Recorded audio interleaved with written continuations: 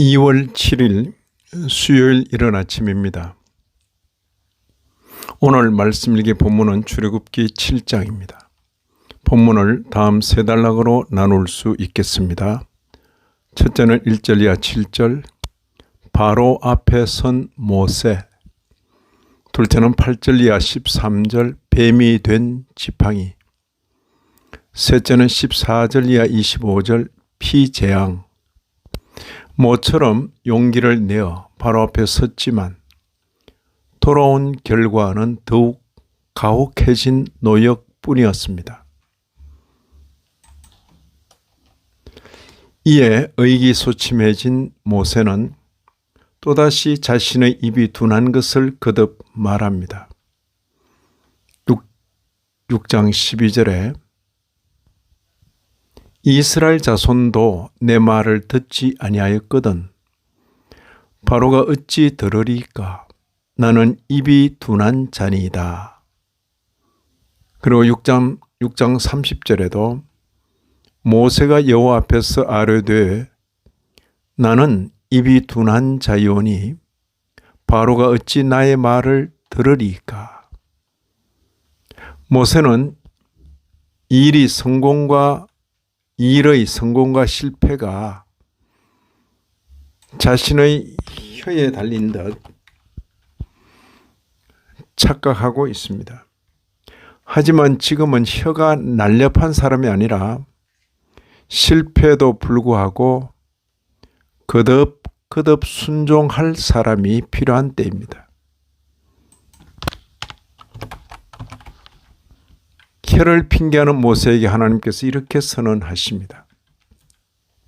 1절 2절을 보시면 내가 너를 바로에게 신같이 되게 하였은즉 내 형 아론은 내 대언자가 되리니 내가 네게 명령한 바를 너는 내 형 아론에게 말하고 그는 바로에게 말하여 그에게 이스라엘 자손을 그 땅에서 내보내게 할지니라. 다시 한 번 더 이 사명이 특이한 사명인 것을 일러주십니다.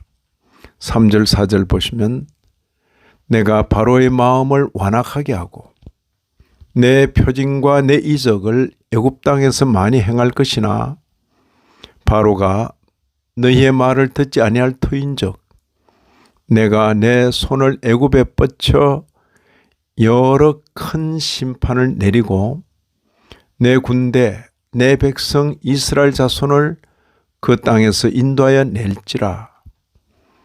실패의 원인이 모세의 혀에 있는 것이 아니라 하나님의 계획에 있다는 사실을 분명히 일러주십니다. 참으로 희한한 사명입니다. 여호와께서 모세와 아론에게 미리 말씀해 주십니다. 바로가 이적을 요구하거든 지팡이를 던져 뱀이 되도록 하라고 하십니다. 그러자 바로도 애굽의 현인들과 요술사들을 불러 그들도 그들의 요술로 그들의 지팡이가 뱀이 되게 하였습니다. 이 일의 결과도 역시 외견상 실패였습니다. 13절 보시면 그러나 바로의 마음이 완악하여 그들의 말을 듣지 아니하니 여호와의 말씀과 같더라. 이런 표현은 외견상 실패 같으나 하나님의 계획대로 잘 진행되고 있다는 의미입니다. 말하자면 실패 같은 성공이라는 말씀입니다.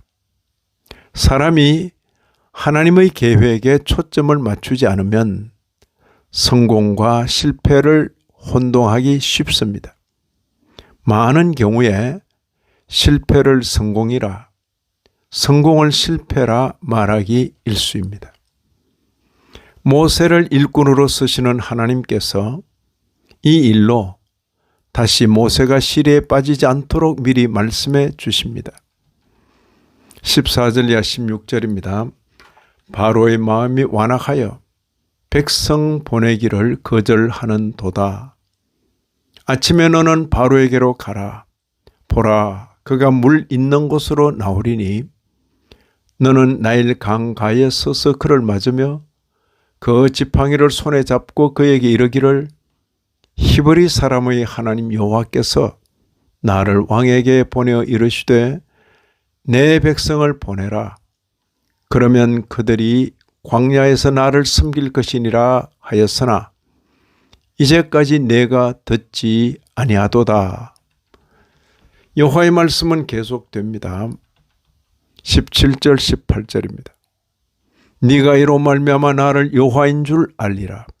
볼지어다 내가 내 손의 지팡이로 나일강을 치면 그것이 피로 변하고 나일강의 고기가 죽고 그 물에서는 악취가 나리니 애굽 사람들이 그 강 물 마시기를 싫어하리라. 모세와 아론이 여호와께서 명령하신 대로 행하였습니다. 하지만 이번에도 애굽 요술사들이 자기들의 요술로 비슷하게 하는 것을 보고는 바로가 마음을 굳혔습니다. 성경은 이렇게 진술합니다. 22절에 애굽 요술사들도 자기들의 요술로 그와 같이 행함으로 바로의 마음이 완악하여 그들의 말을 듣지 아니하니 여호와의 말씀과 같더라. 이런 말씀을 읽는 신약교회 성도인 우리로서는 다음 몇 가지를 생각하게 됩니다. 첫째는 하나님께서 그 종을 보내실 때는 정권대사로 보내시는 줄을 알아서 하나님의 일을 맡은 종들은 하나님의 정권대사로서 담대하고 당당하게 행하여야 하겠습니다.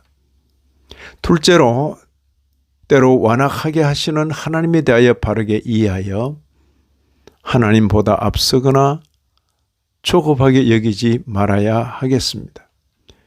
이 아침에도 말씀에 참여하신 모든 분들 위해 하나님의 크신 은혜가 닿으시기를 진심으로 기원합니다.